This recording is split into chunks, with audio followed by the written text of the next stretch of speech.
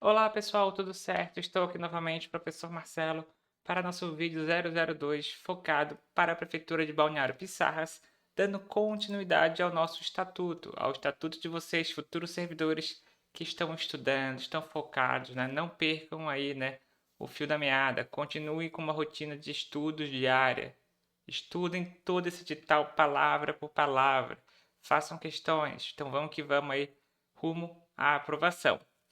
Bom, então, dando continuidade ao Estatuto, ele continua abordando os casos de provimento, né, do cargo público. E uma das situações é a questão da transferência, né? A transferência é uma situação que basicamente você troca de uma secretaria para outra, né? E aí qual que é a ideia? Olha só, qual que é o conceito literal? É a passagem do servidor público estável, veja, você tem que ser estável, né? De cargo efetivo de carreira para outro de igual denominação, classe e vencimento pertencente ao quadro de pessoal diverso. A transferência vai ocorrer de ofício ou a pedido do servidor público, atendendo o interesse do serviço. Então reparem que você tem que ser estável para você solicitar transferência, né? Então, para um cargo de igual denominação, igual vencimento, classe, o mesmo cargo basicamente, você está transferindo de setor. Ah, estou saindo da secretaria tal para a secretaria tal. É uma transferência, tá bom? Temos também a readaptação, que é o caso clássico quando o servidor público não consegue mais exercer a atividade para o qual ele foi aí contratado. Então, vamos supor, é bem comum, né? Normalmente os cargos de trabalho é mais pesado. Em algum determinado momento ele pode ter que sofrer uma readaptação, alguma lesão, né? Então, a readaptação é a situação no que o servidor público, em cargo de atribuição e responsabilidade compatíveis com a limitação que tenha sofrido em sua capacidade física ou mental. Então, você vai passar pela junta médica, né? E a junta médica vai analisar uma readaptação. Ah, então o auxiliar de pedreiro vai atuar como atendente, né? Como atendente da Secretaria de Obras, por um tempo aqui de 6 meses. Bom, então é feita uma análise da junta médica, se esse problema é temporário, né? Então é feito uma readaptação do servidor. E é importante que, se ele for julgado incapaz para o serviço público, o readaptado será aposentado, será aposentado. Então, se ele não tiver mais condições nenhuma, né, de trabalhar.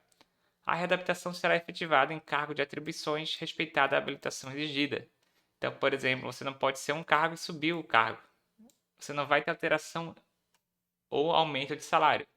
Isso mesmo, se o seu cargo ganhar 1.500 e você for readaptado para um cargo que ganha 3.000, você não vai ganhar esse aumento. Então vamos supor que a atendente do município ganha 2.000 e você ganhava 1.500. Se você for readaptado para exercer aquela função, você não vai ganhar um aumento nem diminuição. E mesmo que você ganhe mais e for adaptado, você também não vai ter essa redução, beleza? Depois da readaptação, nós temos a reversão. Então, olha só, a reversão é o retorno à atividade do servidor público que foi aposentado por invalidez. Quando por junta médica oficial, quando for declarado insubsistente. Então, vamos supor, né, nesse caso da readaptação. Então, tem um funcionário que ele trabalhava no pesado, foi readaptado para trabalhar como atendente da secretaria e não tinha condições de continuar o trabalho. Vamos supor que foi a coluna. E ele se aposentou pela junta médica oficial aí do município. Porém, foi observado, né, que ele está trabalhando em outro lugar, fazendo uma função muito parecida. E aí teve uma denúncia aí, né, no município. E nesse caso foi aberto um processo, né, de reversão. Então, foi aberto um processo, foi declarado insubsistente, passou pela junta médica e disse, ó, tá apto novamente para o trabalho. E aí vai ser feita uma reversão. Quando, então, o servidor que era aposentado por invalidez for declarado que, na realidade, o motivo que causou essa aposentadoria ele não existe mais, ele vai ser revertido. E a reversão ela acontece no mesmo cargo ou no cargo resultante da sua transformação, que às vezes o cargo ele deixa de existir, né? E muda o nome. Então vai para o mesmo cargo. Isso aqui eu já vi acontecer umas 2, 3 vezes, tá, pessoal? Essa situação aqui de reversão. E não poderá reverter o aposentado que contar 70 anos ou mais, né? Pô, aí também já é demais, né? O cara tá com 71 anos lá e a administração pública reverter, né? E colocar ele de volta ao trabalho. Não pode, né? A aposentadoria é obrigatória, tá bom? Temos o caso da reintegração, tá? A reintegração ela é uma reinvestidura do servidor público estável no cargo que ele ocupava anteriormente, quando invalidada sua demissão ou por decisão administrativa ou judicial com ressarcimento de todas as vantagens. Então a reintegração ela acontece basicamente, eu já vi umas 5, 6 situações dessas aqui no meu período aqui como servidor público, que foram situações em que o servidor ele foi exonerado, tá? Ele foi demitido porque não passou no estágio probatório ou por processo administrativo, né? No geral, o que acontece? Se o servidor público ele entra no Ministério Público, ele entra na Justiça, né, e comprova que não teve a defesa adequada, foi de forma injusta, tem aspectos políticos, não foi analisado de forma adequada, ele volta, tá, pessoal? E é o mais fácil disso acontecer, né? Então, por decisão judicial ou administrativa, veja, ó, decisão judicial ou administrativa, esse servidor que foi demitido, que foi exonerado, ele vai voltar. Então ele vai voltar e além disso ele vai receber todas as vantagens relativas ao período de afastamento. Então vamos supor que você foi demitido em 2026. Você entrou no Ministério Público, né? Entrou com processo. 2027 você volta e você vai receber retroativamente aqui todo esse salário, né, desse período, né? Você vai ser reintegrado. E caso, olha só, e caso o cargo que ele está ocupado, tá? Então acontece às vezes, por exemplo, nós temos 5 vagas para enfermeiro. Você sabe que, né, o município não pode ultrapassar essas 5 vagas. Aí você saiu, você foi demitido pelo município e contrataram outra pessoa. Quando você entrar, essa pessoa, ela está no seu cargo, ela vai ter que sair, ela vai ter que ser reconduzida, tá, pessoal? Ela vai ter que ser reconduzida a outro cargo. Vai ter que ser reconduzida a outro cargo, que na realidade tem que ser o mesmo de enfermeiro, ou ficar em disponibilidade. Então, essa é a próxima situação, né? É muito comum que quando alguém é reintegrado, o que é reintegrado? Então a pessoa voltou, né? Ela foi reinvestida novamente no cargo porque foi invalidada a sua demissão. E é muito comum de uma outra pessoa estar no teu cargo. E aí você vai ganhar, você tem o direito de ter o seu cargo de volta, tá? Você é reintegrado. E quando alguém é reintegrado, esse cargo, a pessoa que estava aqui, né, que ocupou o seu cargo, vai ser reconduzida, tá? Então a recondução, ela é o retorno do servidor público estável ao cargo anteriormente ocupado. A recondução decorre de inabilidade de estágio probatório e reintegração do anterior ocupante. Então, é aquela situação que eu comentei, né? Alguém foi reintegrado e você está ocupando o cargo dessa pessoa. Você é reconduzido, tá? Para outro cargo, do mesmo função, né? Da mesma situação, do mesmo salário.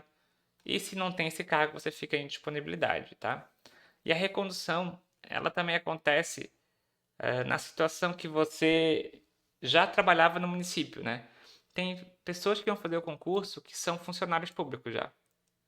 E aí você passa em outro, tá? Quando você passa em outro, você tem um direito de que se você for reprovado no estágio probatório, você seja reconduzido ao seu cargo anterior. Isso mesmo, você tem esse direito, né? Só que é importante você informar isso no seu pedido de exoneração, da recondução. Depois o estatuto ele aborda outras questões, alguns detalhamentos sobre a carreira do servidor, né? Bem interessante. Ele comenta aqui sobre a questão do desenvolvimento. Então nós temos que ter um foco no desenvolvimento do servidor. Então nós temos o quê? Progressão horizontal, que compreende a passagem de um padrão para o outro. Nós temos a progressão vertical, que é a mudança de nível, né? Mudança de nível. Então vai subir um nível ali em termos de carreira, de qualificação profissional. Então vamos ter critérios de avaliação de desempenho e qualificação profissional. Enquanto a progressão horizontal está relacionada com o tempo, tá? Relacionada com o tempo. E nós temos ascensão, qualificando-se com a passagem de servidor público da classe final de uma categoria para a classe inicial de outra, funcional superior, tá? Mediante concurso público. A ascensão ela acontece somente via concurso público. Bom, a gente vai ver depois o plano de carreira que eu mostro para vocês também os detalhes da progressão horizontal e vertical, que na realidade não estão detalhadas no estatuto, né? Isso vai ficar no plano de carreira, que é outra lei. Na sequência, o estatuto aborda sobre a aposentadoria, tá? Então vejam, aos servidores titulares de cargo efetivo, incluindo as suas autarquias e fundações, é assegurado regime de previdência de caráter contributivo. E aí nós temos as situações possíveis de aposentadoria. Temos a primeira situação, por invalidez permanente. Na invalidez permanente, os proventos são proporcionais ao tempo de contribuição, exceto se decorrente de acidente de serviço, moléstia profissional ou doença grave. Então, invalidez permanente, provento proporcional, tempo de contribuição, exceto se for decorrente de acidente de serviço e moléstia profissional. Temos a aposentadoria compulsória aos 70 anos de idade. Então, 70 anos de idade tá bom, né? Já tá demais, né? 70 anos de idade com proventos proporcionais ao tempo de contribuição. Então, 70 anos de idade. E voluntariamente, desde que cumprido no mínimo 10 anos de efetivo exercício no serviço público e 5 anos no cargo efetivo, que se dará aposentadoria. Tá? Então, no mínimo 10 anos de efetivo exercício e 5 anos no cargo que você vai se aposentar. E quais são as situações? Olha só, 60 anos de idade e 35, então 60 anos de idade e 35 de contribuição se homem, e 55 anos de idade e 30 de contribuição mulheres. E a segunda opção é 65 se homem e 60 anos se mulher, com proventos proporcionais ao tempo de contribuição. Os proventos de aposentadoria e as pensões por ocasião de sua concessão não poderão exceder a remuneração do respectivo servidor. No caso, se deu a aposentadoria ou que serviu de referência para a pensão. Então, nunca vai passar, né? A aposentadoria e a pensão nunca vai ultrapassar o valor, né, do salário do servidor. E os proventos de aposentadoria por ocasião da sua concessão serão calculados com base na remuneração do servidor, no cargo efetivo, em que se der a aposentadoria na forma da lei, e corresponderão à totalidade, corresponderão à totalidade da remuneração. Bom, na sequência, nós vamos começar a entrar nos direitos e vantagens. As questões salariais, gratificações, licenças, né? São direitos que vocês vão ter, né? Só para lembrar alguns conceitos. O que é vencimento? O vencimento é aquele vencimento digital, o vencimento base, né? É a retribuição pecuniária pelo exercício do cargo público. O vencimento é aquele cargo, o valor que está lá no edital, o valor fixado em lei. Já a remuneração ela é mais ampla, tá? Então a gente tem o vencimento base, a remuneração ela é ampla. Ela considera o quê? As vantagens pecuniárias, temporárias ou permanentes, gratificações, os a mais que você vai ganhar aí durante o seu trabalho, né? Lembrando que o servidor perderá a remuneração do dia pela falta do serviço, salvo, né, justificado. E olha só, o comparecimento depois da primeira hora de expediente e a retirada antes da última hora serão isoladamente computados como ausência para serviço, né? Então, saiu uma hora antes, você é contado como falta, né? Como ausência do serviço.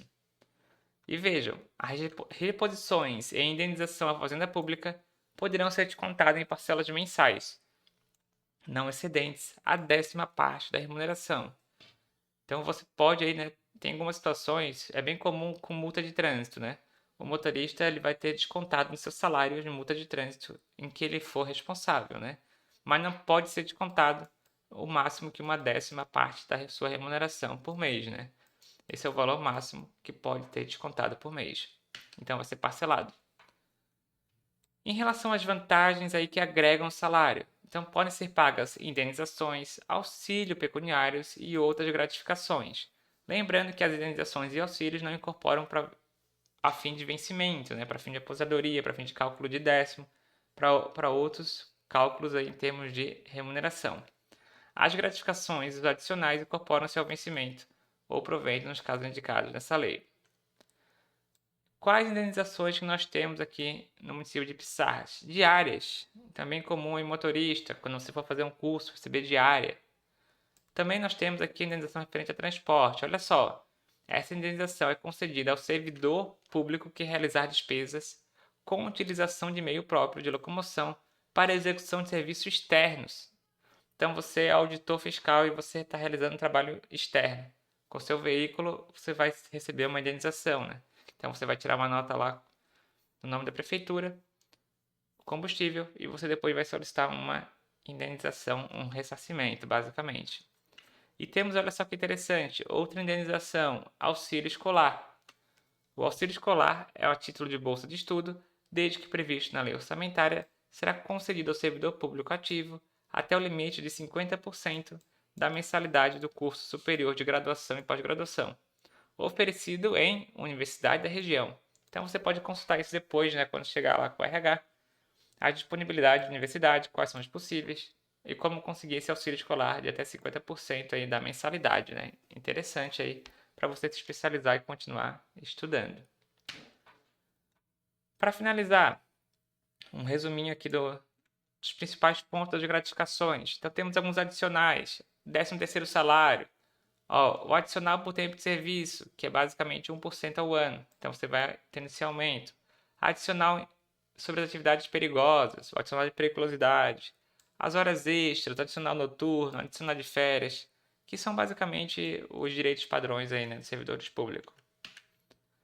Importante, sobre a hora extra, tá? O adicional por serviço extraordinário.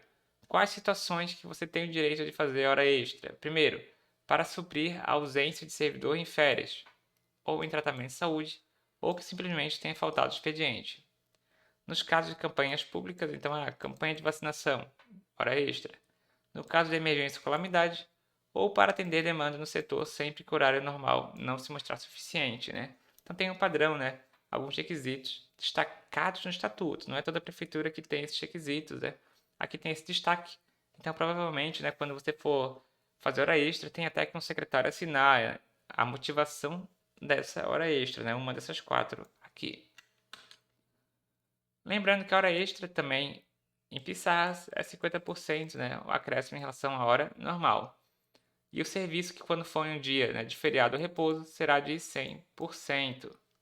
E lembrando, olha só, o servidor, no caso de cargo em comissão ou em função de confiança, não tem direito à hora extra. Então, se você ganhar uma função de confiança, você não tem direito aí à hora extra. E olha só, e somente será permitido o serviço extraordinário para atender situações excepcionais e temporárias, respeitado o limite máximo de 120 horas mensais, sempre mediante autorização prévia dos secretários municipais, né? Então tem que respeitar aí o limite de 120 horas mensais. Beleza? E assim a gente finaliza o vídeo de hoje, né, com mais vários conteúdos destacados do Estatuto. Nessa semana já vou publicar mais a nossa continuidade do Estatuto dos Servidores Públicos, indo para a reta final aqui da parte dos seus direitos e deveres do Estatuto, beleza? Qualquer dúvida fica à disposição. Vamos que vamos. Até o próximo vídeo.